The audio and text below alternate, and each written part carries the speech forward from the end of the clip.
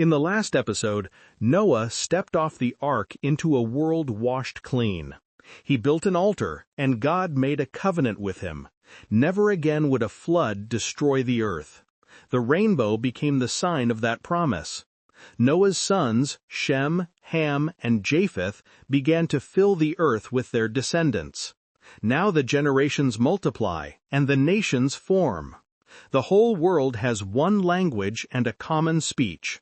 As people move eastward, they find a plain in Shinar and settle there. And then they have an idea. Come, let us make bricks and bake them thoroughly. Come, let us build ourselves a city, with a tower that reaches to the heavens, so that we may make a name for ourselves. Otherwise we will be scattered over the face of the whole earth. The plan is ambitious. A city, a tower, a name. Unity through a monument that pierces the sky. But something is wrong with this vision. God had told humanity to fill the earth. Instead, they gather in one place. God alone is to be exalted. Instead, they seek to make a name for themselves. The tower is not an act of worship. It is an act of defiance, a declaration that humanity can reach the heavens on its own terms. The bricks are made, the tower rises, the city takes shape. But the Lord comes down to see the city and the tower the people are building. The Lord says, "If as one people speaking the same language they have begun to do this, then nothing they plan to do will be impossible for them. Come, let us go down and confuse their language so they will not understand each other." In an instant, everything changes.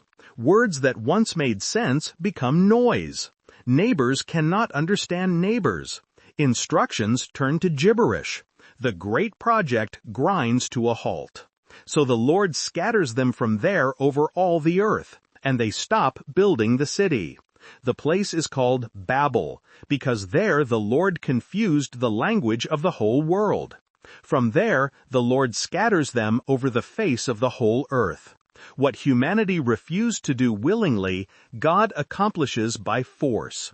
The nations spread. Languages multiply. The dream of one unified city fades into the dust of Shinar. This is not simply punishment. It is prevention. Humanity united in rebellion could accomplish terrible things. The same cooperation that built the tower could build far worse. God's scattering is an act of mercy wrapped in judgment. After Babel, the story narrows. Genesis traces the line of Shem, one of Noah's sons. From Shem comes Arpachshad. From Arpachshad comes Shelah. The names continue, generation after generation, until they reach a man named Terah. Terah lives in Ur of the Chaldeans. He has 3 sons, Abram, Nahor, and Haran. Haran dies in the land of his birth, leaving behind a son named Lot. Abram marries a woman named Sarai. She is beautiful, but she is barren. She has no children. Terah takes his son Abram, his grandson Lot, and his daughter-in-law Sarai, and together they set out from Ur of the Chaldeans to go to Canaan.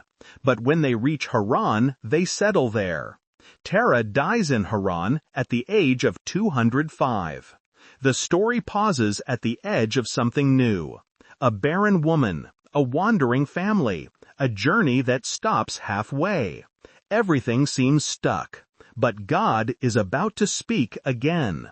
And when He does, the course of history will change forever.